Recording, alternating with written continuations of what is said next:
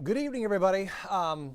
So Hurricane Delta weakened as it moved across the Yucatan, but now it is forecast to re-strengthen. It's going to make a very curved, convoluted pass across the Gulf. It looks like it's going to make landfall in southwest Louisiana, not far from where Hurricane Laura made landfall a month ago as a Cat 4. However, Laura had a tiny little wind field to it, a very powerful, very tiny wind field. The wind in Houston from Laura a month or so ago was very minimal. This is going to be different. This will be a weaker wind speed. We think it'll be Cat 2, but we think the wind field will be so much larger that even being on the weak side of a weaker hurricane than Laura was, Delta is going to give us some pretty good wind conditions across southeast Texas, especially near the coast. So it's going to be close enough to be interesting going into Friday in particular. So Hurricane Delta, Thursday through Friday is when we feel the impacts. What are the impacts here? Thursday, a building northeast breeze, 10 to 15 tomorrow, 25, maybe a gust to 30 and above. That's in the immediate Houston area, so it's breezy, especially on Friday. It's during the day.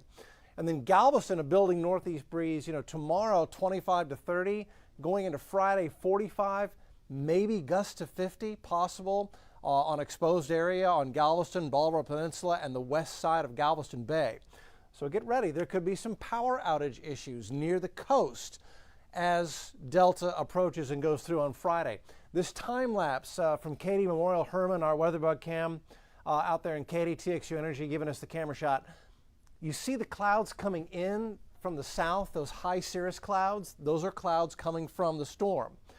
Now today we saw the high cirrus clouds coming in from south to north, but at the surface we had a northeast breeze. If you ever see high cirrus clouds coming off the Gulf of Mexico with a north-northeast breeze and it's hurricane season, you better go check the satellite because you probably have a tropical storm out here in the Gulf, which is exactly what we've got. We've got a hurricane. That's the center of the hurricane. You can already see there's an outer rain band not too far from the Louisiana and Texas coast. And you can see the high clouds that came in from south to north today. And then there's the wind wrapping around from north to south. And that's what we saw on that time lapse. And that's how we know there's probably a tropical storm brewing out here.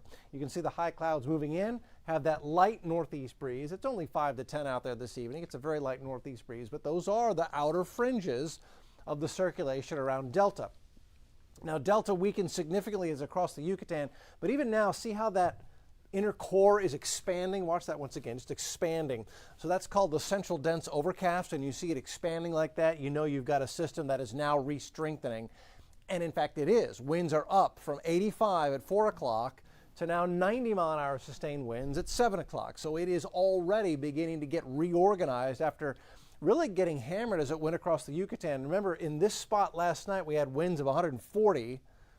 Went across the Yucatan, now down to a Cat 1 with winds at 90, but they're beginning to ramp back up. And conditions over the Gulf are very conducive for quick development.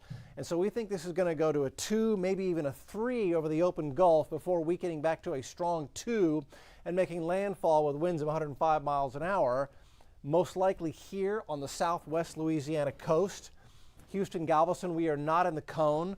We are in that yellow area. That is a tropical storm watch. That means, yeah, we could have tropical storm force winds on the coast and the bay of the upper Texas coast as we head into Friday. And then these are hurricane watches closer to Beaumont. They could have hurricane force conditions there closer to the Texas-Louisiana border. So why is it moving in that curved pattern like it is? A couple of things. It's caught up in the flow around that ridge of high pressure. And approaching from the west on Friday will be this frontal boundary, and that's a trough. So you've got winds flowing like that around the trough, around the ridge, and you can see where the escape route is. It's right between the two, and so that's why all the models are predicting this to move up to the northeast eventually, and that's why it takes it right into southwest Louisiana.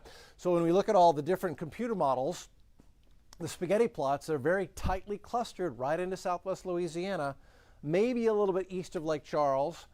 But when you see them clustered like that, it gives you a little more confidence that the forecast you're looking at is probably one that is going to pan out. This is still too close for comfort for me here in Houston, Galveston. So we're watching it like a hawk, and you need to as well, just in case Mother Nature decides to throw us a curveball and adjust that forecast. Now the winds. So the wind field. The yellow area, those are areas expecting tropical storm force winds, and that does include Galveston Bay, Galveston and the Bolivar Peninsula and Chambers, and a little bit of Liberty County as well. In the yellow area, we estimate you could have winds 39 to 73 miles an hour. I don't think we're going to have them in the 70s, but I do think we could have wind gusts in the 50s, Galveston, Bolivar Peninsula, High Island, Chambers County, maybe even the west side of the bay as well. As the wind comes over, the open water of the bay can accelerate into places like League City, Texas City, San Leon, Dickinson. So heads up on the west side of the bay, Nassau Clear Lake, you could have some strong wind gusts, especially on Friday. Here is the wind field, and you can see it now encompasses almost the entire Gulf of Mexico. So after being a tiny little wind field yesterday, it went across the landmass. That expanded the wind field. When wind fields expand, it's like the ice skater. Instead of pulling their arms in, they let their arms out, and that slows down the circulation, but it broadens the circulation. So the scope of the winds has expanded tremendously over the past 24 hours. That's of interest because in this position, and this is when the storm could regenerate to Cat 3, look at where that main wind field is located. That's about 250, 300 miles in diameter. That's a huge area of strong tropical force and hurricane force winds. This is Thursday. This is tomorrow. We get an increasing northeast breeze here, 10 to 15 or so, 20, 25 on the coast.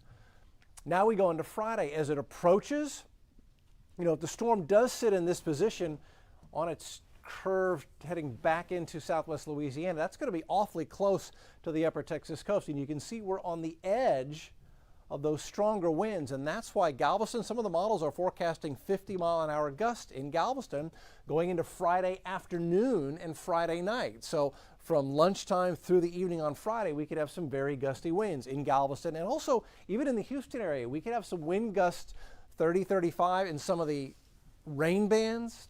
If and when they come through, that's where the strongest winds are always located. And then the storm continues its trek into Louisiana with the strongest winds moving a little bit further away from us. But still, that's going to be a pretty good north breeze on Friday. Friday is going to be a very interesting day to be a weather watcher. Okay, so what do the computers say about the actual forecasting a wind speed? So this is tomorrow, going into tomorrow evening, winds pick up to 30 miles an hour or so on the Galveston coast, maybe 15 to 20 miles an hour in the immediate Houston area. Nothing too big and bad, but you'll notice, I'm getting this northeast breeze. That's the northern edge of that wind field. We go into Friday. So this is going into Friday afternoon. And the computers are suggesting, and I looked at several of the different global models, and they are suggesting, we could see wind gusts to 50 in Galveston on Friday afternoon and evening. That's strong enough to knock out some power. You could have some limbs coming down, some branches, some palm fronds coming down, take out a power line here and there. I expect we're going to see at least some scattered power outages, Galveston County, Chambers County, and across the bay.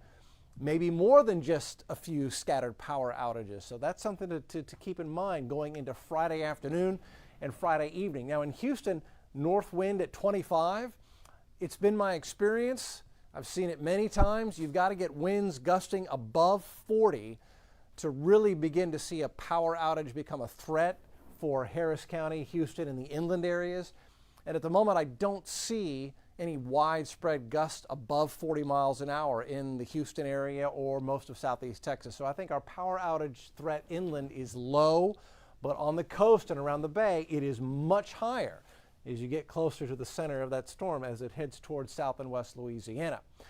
Rain is not going to be much of a threat, although we could see an inch or two Galveston. Notice how the cutoff right there along I-45. East of I-45, you got a chance for some heavier downpours. Beaumont could see 4 or 5 inches.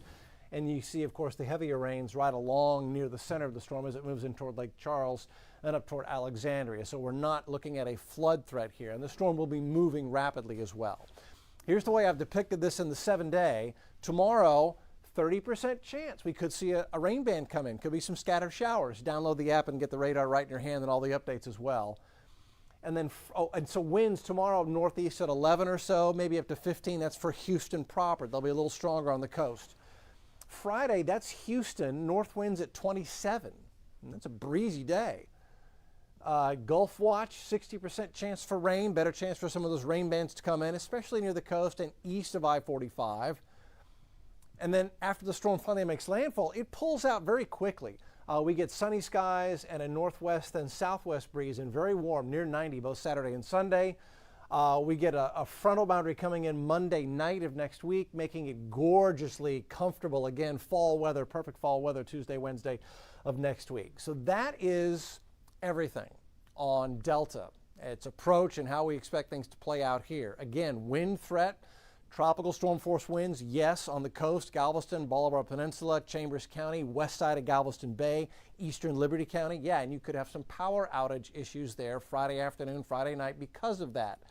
We're watching it very carefully. We'll have an updated forecast cone, updated spaghetti plots, updated wind forecast, everything updated, and we'll have it for you on the 10 o'clock news tonight on the TV side. So we'll see you for a live update on TV at 10.